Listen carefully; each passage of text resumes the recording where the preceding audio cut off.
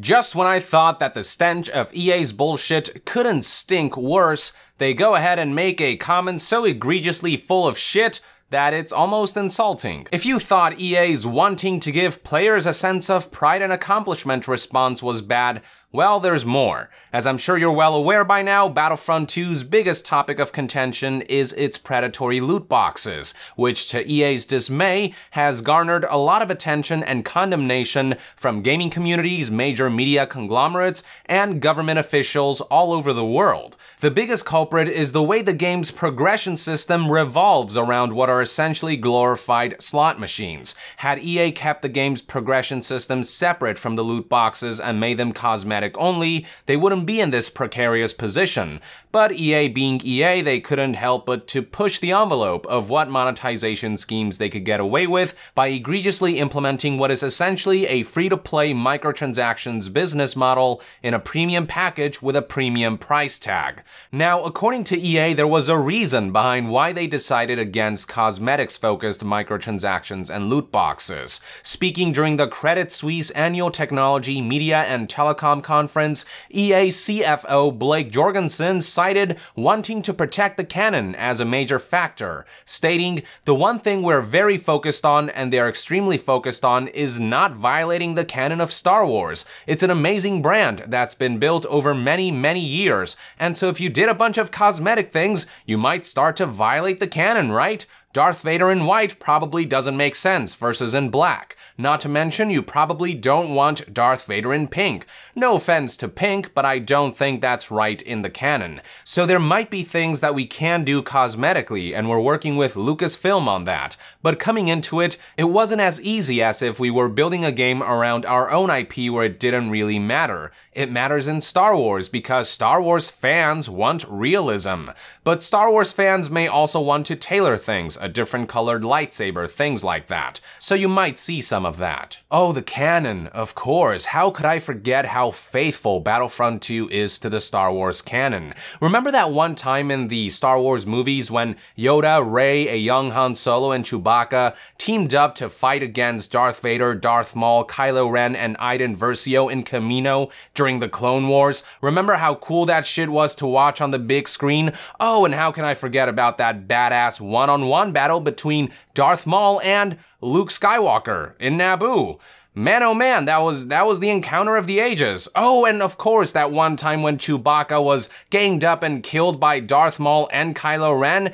Man, that shit was tragic. I was bawling my eyes out, and it still gets me every time. It was almost as sad as a young Leia having to shoot and kill her own grown-up son. But my favorite moment by far has to be when, as they were being pushed back by the stormtroopers, all the rebels chipped in some money to buy loot crates that got them the upgrades that they needed to turn the tide and win the battle. That was one hell of a comeback. I was at the edge of my seat the whole time, and I still remember how the rebels felt a sense of pride and accomplishment as they clutched that victory with a last-minute pay-to-win maneuver.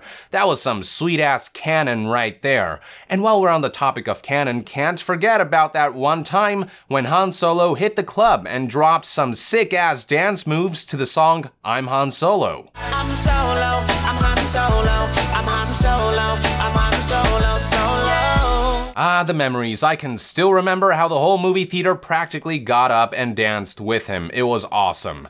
You've gotta love EA for how beautifully they managed to recreate dat canon into Kinect Star Wars. They just freaking nailed it. Unfucking believable. EA just cannot seem to help saying stupid shit as of late. It's like they have learned nothing from becoming the most downvoted comment in Reddit history. And Blake Jorgensen clearly has no fucking clue what he's talking about or what Star Wars fans want. He is pulling anything out of his ass at this point to save face. You know what, Ferguson? I'll take pink Darth Vader any day of the week over a grindy progression system that predatorily encourages the purchase of pay-to-win loot boxes. In fact, I would welcome the prospect of being able to customize Darth Vader with any color I damn well please with open arms, canon be damned. That actually sounds kinda cool and fun, two words that aren't in EA's vocabulary. I'm sure that if Star Wars fans can live with a non non-canon scenario of characters from multiple Star Wars eras duking it out in the same battlefield in locations they might have never stepped foot in,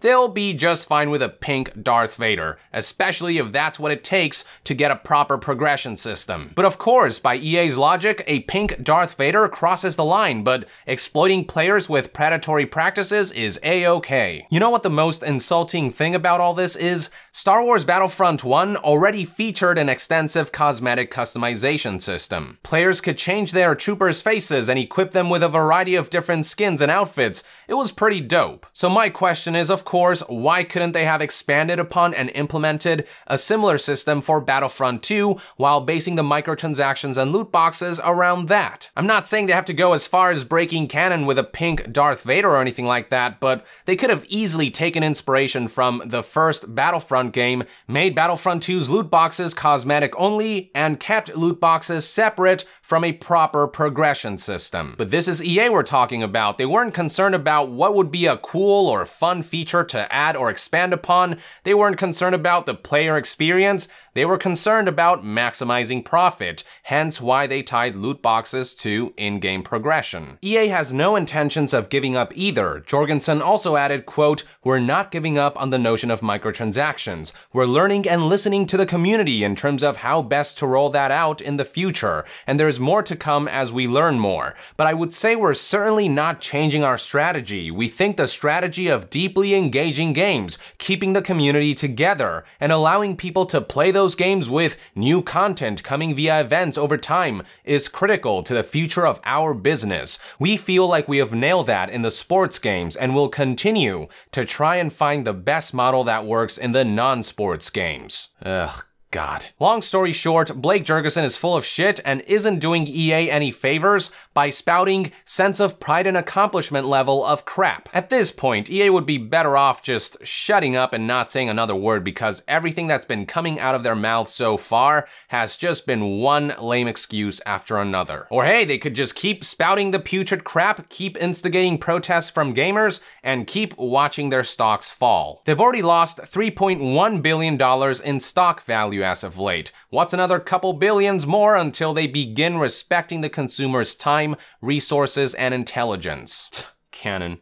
I genuinely cannot believe he actually pulled that card, especially when they're more than happy to violate canon when it suits their monetization schemes and agenda. Anyway, with that, I would like to end this news update. Thank you for tuning in. I hope you liked this video, and if you enjoy my content, consider supporting me on Patreon to help this channel stay 100% independent and self-sustained. And to be further updated on all things gaming news, reviews, and discussions, stay tuned right here on Young Yeah. I'll see you guys next time. Young out.